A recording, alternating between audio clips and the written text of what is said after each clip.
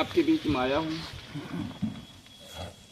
और ऐसे मेरे माननीय राष्ट्रीय अध्यक्ष जी की मंशा है कि बहुजन समाज में जाके और अपने विचारों को बीच में रखिए और जो हमारे महापुरुषों ने जो बलिदान दिए हैं और जिन्होंने महाघोर संकट में हमें उबारने का काम किया, उसके बाद में उबर नहीं पाया। इसमें जो भी कारण है आपके सामने है, जो मनवादियों की वजह हम आज भी मानसिक हैं और कल भी मानसिक मिला। तो इन्हीं सब चीज़ों को लेके मैं आपके बीच में आया हूँ और हमारे कार्यकर्ता अपना अपना आपको इंट्रोडक्शन देंगे, उसके बाद विस्तार से आपको जानकारियाँ मिलेंगी।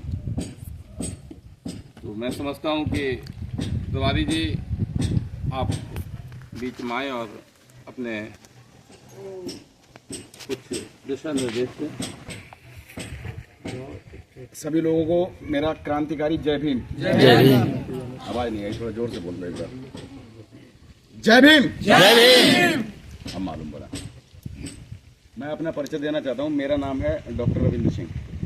मैं आपके पूरा नाम बताओ। रविंद्र सिंह साक्य, डॉक्टर रविंद्र सिंह साक्य। मेरा नाम रविंद्र सिंह साक्य है और मैं आपके ही पास के गांव से रहने वाला हूँ। गांव खाकेताल, सुना है? खाकेताल में तालाब के किनारे मेरा क्लिनिक है, वहीं पे मैं अपना क्लिनिक चलाता हूँ और साथ साथ इस पार्टी के साथ अभी ज्वाइन हुआ हूँ। पद बताओ अपना सबको। मेरा पद है जिला प्रभारी मैनपुरी से, आज़ाद समाज पार्टी। हम लोग आपके बीच में क्यों आए हैं, किसी को पता है? हम डॉक्टर साहब बाबा साहब भीमराव अंबेडकर की जो विचारधारा है उसको आगे बढ़ाने का काम कर रहे हैं। डॉक्टर साहब ने हमें जीने का अधिकार दिया है। जब डॉक्टर साहब का संविधान नहीं था उस समय हमारी हालत बहुत ही दयनीय थी। हमें बोलने का अधिकार नहीं था, हमें पढ़ने लिखने का अधिकार नहीं था, हमें अपनी ही चारपाई पे बैठने का अधिकार नहीं था। जो बुजुर्ग लोग हैं उनको पता होगा अच्छी तरीके से, जब भी कोई सबड़ हमारे यहाँ पे आता था तो हम अगर चारपाई से उठ जाते थे तो उसकी इज्जत होती थी। अपनी ही बनाई चारपाई पे हम नहीं बैठ पाते थे। अगर हम बैठते थे तो हमें मारा जाता था, पीटा जाता था, हमसे बेगारियां करवाई जाती थी। मैं साक्य समाज से हूँ और हिंदू धर्म के अंदर मैं शूद्र वर्ड में आता हूँ। हिंदू धर्म के अंदर 4 वर्ड हैं। सबसे पहले ब्राह्मण, क्षत्रिय, वैश्य, ये हो गए ठाकुर, पंडित, बनिया। बच गए जितने वो हैं शूद्र। अपने आप ऊपर घमंड करने की जरूरत नहीं है। आप अहीर हैं, आप गडरिया हैं, आप क्या हैं, आपके पास जितना मर्जी पैसा आ जाए, लेकिन आप इनकी नज़र में सिर्फ शूद्र रहेंगे। शूद्र का मतलब होता है सेवक, सेवा करने वाला। अगर मैं नाई के परिवार से हूँ तो बाल बनाऊंगा साल भर, हमें एक बार अनाज दे दिया जाएगा एक गठे के रूप में और कोई भी पैसा नहीं दिया जाएगा। पैसा मांगेंगे तो मार पड़ेगी। मैं धोबी के समाज से हूँ तो कपड़ा धोना मेरा काम है। सबसे पहले इन सवर्णों के कपड़े धोने, उसके बाद अपने घर के कपड़े हम धो सकते हैं। कुम्हार है, उसने मटका बनाया, लेकिन सबसे पहली सेवा हमें इन सवर्णों की करनी होती थी। उनके घर में कोई शादी ब्याह है तो भैया हमारे घर पे कुछ हो या ना हो, उनके घर पे वो कुल्हड़ और मटकी वगैरह पहुंचनी चाहिए टाइम पे। तो ये सारी चीज़ें हैं इन विचारधाराओं। ये विचारधारा है मनुवादी विचारधारा। मनुवादी का मतलब है ब्राह्मण विचारधारा। हमें हिंदू धर्म नाम से फंसाया गया है। देखिए, इन 3 वर्णों की विशेषता देख लें आप।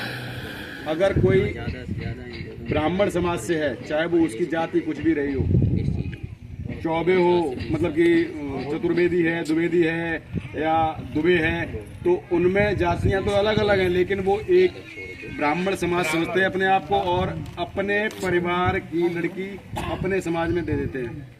मतलब कि उनके अंदर रोटी और बेटी का नाता है। आप ठाकुर के समाज में देख लें, चाहे कोई ठाकुर किसी भी जाति का हो, चौहान हो, बैस हो, गौड़ हो, राठौर हो, तो वो रोटी बेटी का नाता रखते हैं। तीसरा बनिया, चाहे गुप्ता हो, चाहे अग्रवाल हो, चाहे सब्रवाल हो, वो सारे एक दूसरे में शादियां कर देते हैं, रोटी बेटी का नाता है। लेकिन हमें बटा बांट दिया है शूद्रों को, इनका रोटी बेटी का नाता नहीं है। कोई चमार समाज की लड़की किसी शाके के घर में नहीं जाएगी। ये इन्होंने मतलब कि मानसिक रूप से गुलाम कर रखा है हमें बांट रखा है, तू नीचा है, तू ऊंचा है। हम ब्राह्मण को ऊंच जात समझते हैं। क्यों? वो हमारे घर में आके कर्मकांड करवाता है, शादी ब्याह करवाता है, पढ़ा लिखा है। हमारी नज़र में वो पढ़ा लिखा है। हमारे घर में कोई पढ़ा लिखा ही नहीं था। हमारे बुजुर्गों को पढ़ने नहीं दिया गया, पढ़ने पे उन्हें मारा गया। तो अब उस संविधान की वजह से हमारे पास वो अधिकार है, हम स्कूल जा सकते हैं, पढ़ सकते हैं, लिख सकते हैं, अच्छे कपड़े पहन सकते हैं, मूछ रख सकते हैं, अच्छे मकान में रह सकते हैं। इन्होंने जो व्यवस्था बनाई थी उसको एक पुस्तक के द्वारा इन्होंने समाज में फैलाया, जिसका नाम था मनुस्मृति। कितने लोगों को मालूम है मनुस्मृति का एक कानून है?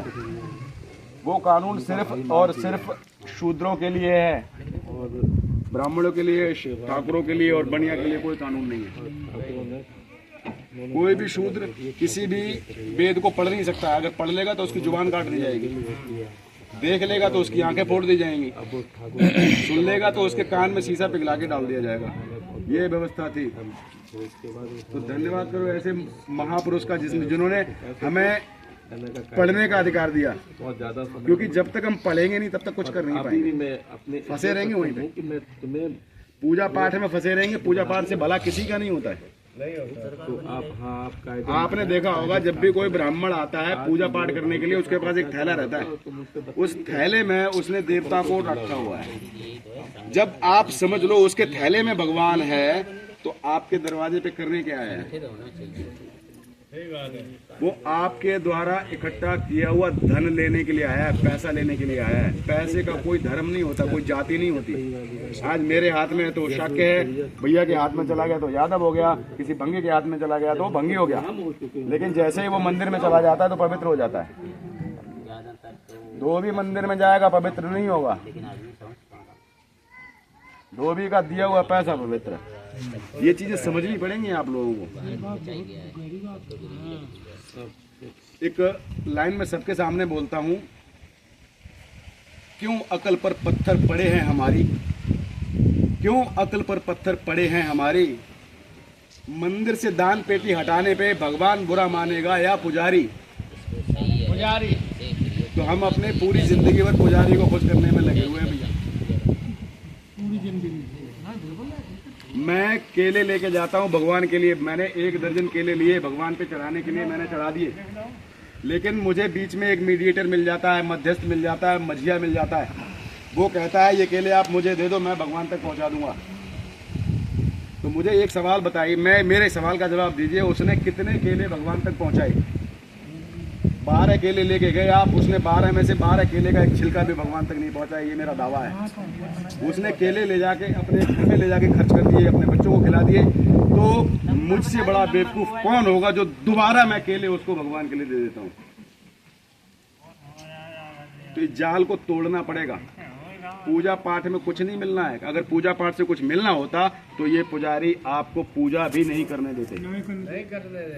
कांवड़ जाने से अगर किसी का भला होना था तो कांवड़ यात्रा में सिर्फ आपको ब्राह्मण मिलता, जबकि कांवड़ यात्रा की सच्चाई है उसमें ब्राह्मण नहीं जाता है, क्योंकि उसको पता है वहाँ कुछ नहीं मिलना। ये सवर्ण नहीं जाते हैं। इन सवर्णों में वो परिवार जाते हैं जिनके घर में रोटी खाने के लिए नहीं होती। ठीक है ना? मतलब कि सीधी सी बात है, गरीब लोग हैं जिन्होंने ठेका ले रखा है पूजा पाठ का, पुण्य कमाने का। इन्होंने मलाई खाने का ठेका ले रखा है। तो मैं सभी लोगों से एक ही बात कहूँगा, बाबा साहब की बात मान लो, स्कूल भेजना शुरू कर दो अपने बच्चों को। क्योंकि बाबा साहब की एक लाइन मुझे बहुत पसंद आती है, मैं हर जगह बोलता हूँ और बहुत जोश के साथ बोलता हूँ, शिक्षा वो शेरनी का दूध है जो पिएगा वो दहाड़ेगा। भैया हमने तो पी ली है, इसलिए मजबूरी बन गया हमारा दहाड़ना। सही बात है यार। अपने बच्चों को ऐसी शिक्षा दिलवा दो जो कि वो भी मजबूर हो जाए दहाड़ने के लिए। शिक्षा शेर बना देती है, शेरनी का दूध है भैया, शेरनी का दूध पिएगा वो शेर ही बनना होता है। कोई कुछ नहीं बिगाड़ सकता। और भीम आर्मी के बारे में थोड़ा सा मैं जानकारी देना चाहूँगा। भीम आर्मी जो काम कर रही है उसका काम करने का तरीका मैं आप लोगों को बताना चाहता हूँ। जब भी कभी भी हमारे पिछड़े जाति के समाज के साथ कोई अत्याचार होता है, अत्याचार करने वाला हमेशा वही सबड़ होता है। कहीं न कहीं सबड़ ही होगा अत्याचार करने वाला, या कोई हमारी जाति बिरादरी से उठकर अपने आप को ऊंचा समझने लगता है तो वो उसी सबड़ की गिनती में आ जाता है। वो अत्याचार करना शुरू कर देता है। किसके दम पे करता है? पैसे के दम पे करता है। हमारे पास है ही नहीं, ठीक है। तो वो पैसा आएगा कहाँ से? वो पैसा आएगा वैज्ञानिक दृष्टिकोण से। वैज्ञानिक चीज़ों को आप अपनाएंगे, उनका व्यापार करेंगे, तो उस व्यापार को करने के लिए भी आपको शिक्षा की जरूरत है। शिक्षा हर जगह जरूरत है शिक्षा की। शिक्षा आज हमारा समाज ले रहा है, बंटे तो वकील बन रहा है, इंजीनियर बन रहा है, वो भैया एक थे, उनसे उनका नंबर ले लेना। बोले के ले रहे हूँ आप। ठीक है। तो मैं आप लोगों से एक ही बात कहना चाहूंगा, बार बार जोर दूंगा, शिक्षित बनो। बाबा साहब के 3 मूल मंत्र हैं, शिक्षित बनो, संगठित रहो, और कोई हमें दबाए उसके खिलाफ लड़ो, क्योंकि लड़ने के बिना भैया कुछ नहीं मिलना। तो बाबा साहब की मैं बता रहा हूँ, अगर एक बात पे भी अमल कर लिया तो हमारा जीवन सफल हो जाएगा। बाबा साहब ने बहुत कड़ा विरोध किया है पूजा पाठ का।